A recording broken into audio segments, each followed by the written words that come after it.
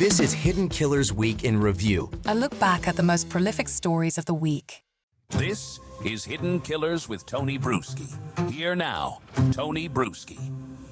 What if the man behind one of the most brutal college murders in recent American history never had to explain why he did it? And never will. We're, of course, talking about Bryan Kohberger, the accused killer in the Idaho student murders who stunned everyone by pleading guilty just weeks ago, sparing himself a trial and sparing the rest of us a shot at getting answers.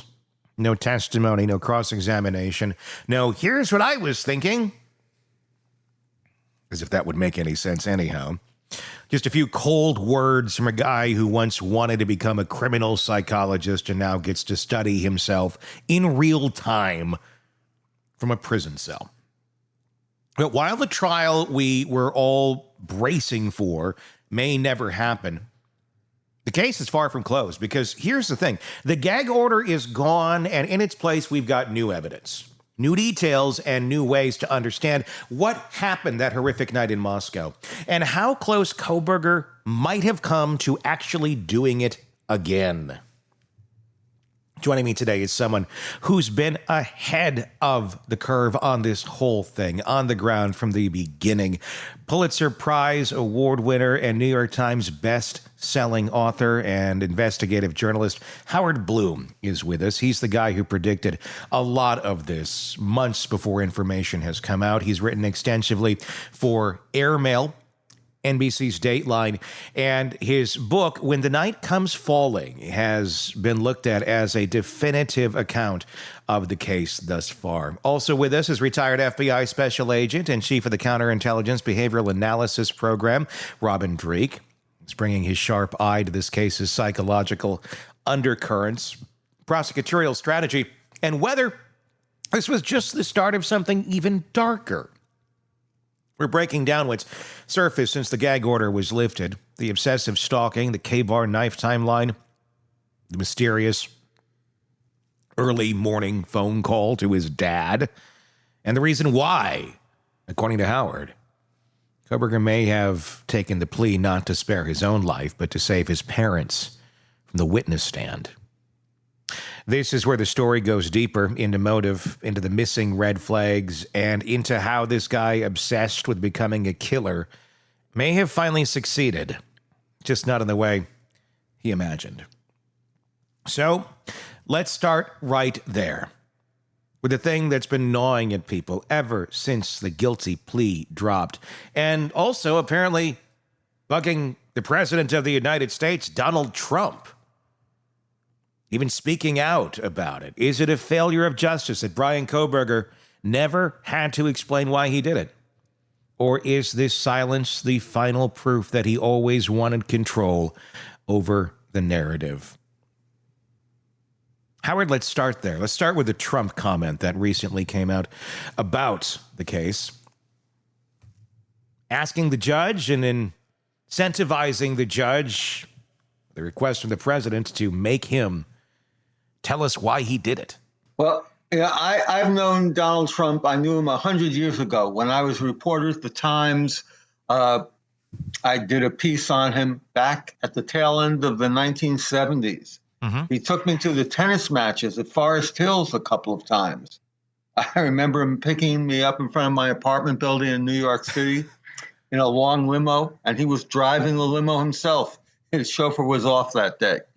So, and in the course of those years since then, there hasn't been, I can't think of one other occasion that I've ever agreed with Donald Trump. Yeah. But today, no matter what his reasons for saying it, perhaps his distraction technique from his other concerns, but his calling on Hitler to take a stand, well, I support that. I don't think Hitler will be moved in the least, but yeah, it's I'm supporting that. I feel, it's a travesty of justice that Kohberger can get away with just his terse responses at the sentencing hearing. Well, especially now that this is sunk in a little bit. We're not just, on that shocking day where Kohberger came out and admitted to the guilt. We've had a chance to kind of digest this. We've had a chance to hear the families out, hear what they've had to say and their various reactions to all of this. And, a couple weeks out of this, how are you feeling about this? I mean, this does seem like a travesty, the fact that he's not going, or he doesn't have to say anything. Is that the one thing that can happen here in this case now, is a forced explanation, not just confession, but explanation to try and I'm not sure how forced it can be. I mean, the judge only has certain legal powers. Kohberger is protected by Ann Taylor. Mm-hmm. I don't think he has to say anything. I think all this will remain hidden till he's sitting in his jail cell 10 years from now, and then he'll decide, I'm bored stiff. Why don't I tell all? Why don't I? His vision was to become a forensic psychologist, a criminal justice specialist. Well, sometime down the road, I think he will achieve his lifelong ambition. He will become a forensic psychologist. Other forensic psychologists will come knocking on his jail cell, eager to talk with him. It's almost like he's getting what he wants. Robin? Yeah, I agree. And that's the travesty here, is that I think he's going to potentially get exactly what he always wanted. So, Howard, I'm curious about this, and I'm always kind of the glass half full until it spills over anyway. And, the prosecutor, Bill Thompson, has got a really strong reputation of just being hard-nosed. They said he's a hammer with a velvet glove. And all along during the investigation and all that's going on, we've always been a little amazed about how silent he's been or how acquiescent he's been to the defense. But so here's my hope. And this, I sometimes I go out on the conjecture thing, but kind of taking in all the data that you've hypothesized with the targeting of Maddie Mogan, as well as other people saying the same thing. Here's what I'm hoping. And here's what I'm maybe thinking, again, benefit of the doubt to Bill Thompson on this. Many, many times, upwards to 60 to 70% of the time, when you have a stalking of an individual, so let's presume that Kohberger was stalking Maddie and he had targeted her. Many, many times there's journals, there's writings, there's something that goes behind that stalking. And since Kohberger's been online earlier in life, kind of talking about his life and everything, I'm holding out hope until not that one of the reasons why Bill didn't go for an explanation is because maybe with the unsealing of documents, we might get some sort of an explanation if it's in there. What are your thoughts on that? Do you think that might happen? I think that's wishful thinking. I think he's inside the velvet glove is a velvet hand, not a hammer. Thompson gave his statement at the plea deal, and his statement was pretty much the same as the first affidavit that was introduced just after Kohberger's arrest. Mm-hmm. He had no details there. If he had anything there, he would have, I think, shared it, but he didn't. Mm. What do you think about, if we were to theorize and say this thing actually did go to trial, which we were all expecting, and Bill Thompson was going to be there as the prosecutor, and now that we know, obviously, Kohberger took the plea, how confident are you that this would have been a successful conviction with Bill Thompson behind the wheel?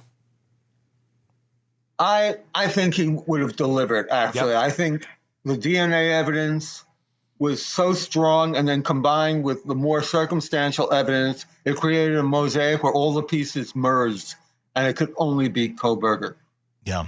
I want to ask about your thoughts right now, or any insight you might have on the family of Bryan Kohberger, his parents. Earlier on, when it was announced that Kohberger was going to be pleading out, Steve Gonsalves had made a fairly angry statement against the DA and his frustration with him, saying, we know, and I'm paraphrasing here, when the tickets were bought, essentially insinuating that Kohberger's family may have had more of a heads up on this plea acceptance than the victims actually did. What's your thoughts on that, and anything you know on that right now about, were they giving a little extra help to the family of Kohberger over the families of the victims themselves when it came to getting this whole thing put together? I don't know if they were giving extra help. What I think happened was that Ann Taylor was just more expeditious in moving things forward than Bill Thompson was. I mean, she notified the family right away as soon as the plea deal was settled, tell them to get out to, Boise. And Bill Thompson just didn't even notify the parents till later. Do you think that this was a result, again, now that we have a little more time and distance between this happening, that it was the motive of the mother that moved Kohberger to accept this deal? I still believe in that. I still believe that Kohberger finally made his plea deal, finally agreed to a settlement because he feared that his parents would be implicated, that they would have to get on the stand and answer questions under oath, and this could impact them. Plus, of course, the fact that now he wouldn't have to face the long guns of firing squad. Robin?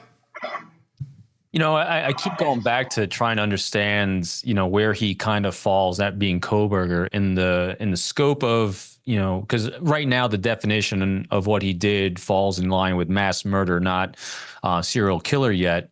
But we keep theorizing, I do at least, that this probably would have continued. And part of that is if he's targeting people, I'm also curious, with the gag order slowly being lifted, but slowly trickling out, in any of the research that you did along the way, I'm going to do the worst thing. I'm going to ask two questions at once. Did you see an escalation? Because a lot of times, there's an escalation of violence, an escalation of resentment and things like that reached that breaking point, which we didn't quite see. At least that's been documented, that hasn't been released yet. Also, the second part of that is, do you think from what you've seen and the interviews you did, do you think there was anyone that you could identify? You don't have to do it by name, but do you think he had another target in mind after this? To the first part of your question about an escalation, yes, there was a dramatic escalation. When he first went out to Washington State, before he even made that journey, he had bought the knife and the mask. So in some part of his mind, I believe he was thinking about becoming a monster, thinking about becoming a killer. He goes out to Washington State, and he tries to integrate into the world of normalcy, to become a person who can go to pool parties, who can teach students as a teaching assistant at Washington State. But none of it works. None of it works. And finally, he meets this woman, doesn't meet her. He sees her, I think, in the Mad Greek restaurant. There's no evidence that he ever followed her on social media. Right. If that existed, it would be out there. If he ever spoke with her, that would be out there. And this is a secret. He focused on her for his own obsessive reasons. Was it her blonde exuberance? Something like that, I believe. And I think down the road, he would have killed again. I bet his next target would have been another young, vivacious blonde, another rebuke to the world that he was living in. I think the thrill of killing would have left inside him a feeling that he had become what he wanted to be, and he wanted to have that, thumbs up, selfie. He wanted to do that again someday. Yeah, that timeline you highlighted very critical of him buying those things before he even went out there, before he even met supposedly Maddie at a restaurant that he attended and stuff. So thanks for that. And there it is. Bryan Kohberger, a man who wanted to become an expert on the criminal mind, has now ensured will spend the next decade trying to decipher his. Will he ever reveal what was going on in his mind? Is he able to? We may never get the real answer to why, not in his words anyway. But what we do have now, thanks to the lifting of the gag order, is evidence, real insight. And Howard Blum has helped us connect dots that were just kind of scattered headlines a few months ago. At 6 p.m., or 6 a.m. rather, phone call to his dad, not random. The K-bar knife purchased before even he arrived in Pullman, not a coincidence. The stalking pattern. The possible fixation on Maddie Mogan. The failed attempts to play normal by going to pool parties and grading papers. All of it paints a picture, not of a master criminal, but of a man trying desperately to become one. And Robin hit it square on the head. This wasn't some spontaneous act of rage. It had a trajectory. It escalated. The planning was meticulous, even if the execution wasn't perfect. And if Howard's right, if Kohberger really took the plea to spare his parents from testifying, then his final move wasn't just self-preservation, it was self-curation. Controlling the final act, even if it meant life behind bars. But here's a question that still lingers, and maybe always will. Was this it? Or was this just chapter 1 in a longer playbook that got cut short? We may never see the murder weapon. We may never know if there were other targets. And without a trial, we lose the full public record, the kind of granular disclosure that only comes from lawyers battling over every last detail in open court. Still, the conversation pulls back the curtain a little more. And sometimes that's the best kind of justice we can get. So now's your turn to sit with this. What does justice actually look like in a case like this? And if Kohberger wanted to be studied, dissected, and remembered, what does it say about us that we keep trying to give him exactly that? Let me know in the comments section on our YouTube channel. If you're not there already, search Hidden Killers with Tony Brueski and join in the commentary there. If you're listening to us on the podcast platforms, be sure to press subscribe there so you don't miss any of our coverage of this case and the many that we cover for you here at True Crime Today and the Hidden Killers podcast.